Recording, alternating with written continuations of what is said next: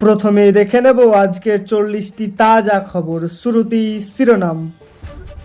Ration তালিকা থেকে নাম বাদ গেলে রেশন বাদ, কলকাতা হাইকোর্টের বড় মামলা।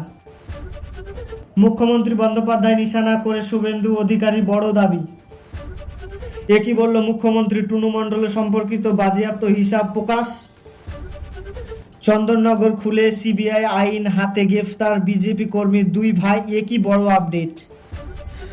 শুভেন্দু আত্মসহায়কের খুনে নতুন তথ্য পেলেও কেন্দ্র স্থান, একই বড়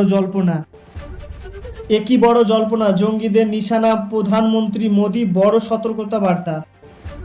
শনিবার থেকে জনগণনা শুরু, বাড়ি বাড়ি গিয়ে তথ্য সংগ্রহ করবে। মিড ডে মিলের ডিমের পাশাপাশি মাছ দেওয়ার নির্দেশ, বড় আপডেট শুভেন্দু অধিকারীর। বাংলায় হাজার হাজার কোটি কোটি টাকা রেশন দুর্নীতির অভিযোগ, এবার বড় পদক্ষেপ নেবে। প্রেম করে স্ত্রীকে খুনের অভিযোগ, হরিণঘাটে চাঞ্চল্যকর ঘটনা। হুগলি মর্গায় বাড়ি ভেঙে বাবা ও মেয়ের মৃত্যু, বড় আপডেট। গেঞ্জি কারখানায় কয়লার বিস্ফোরক, শ্রমিকের কয়েক হাজার মৃত্যু।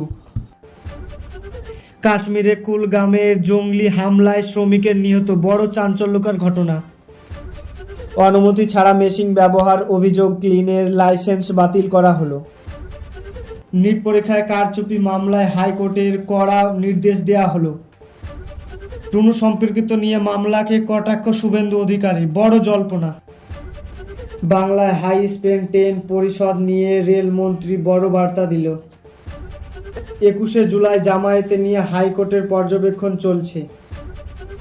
অর্জুন সিংয়ের নাম করে প্রতারক দুই যুবককে গ্রেফতার করা হলো। সরকার চালিয়ে আমি থাকতে পারতাম, একান্ত সক্ষমকারী বিস্ফোরক মন্তব্য।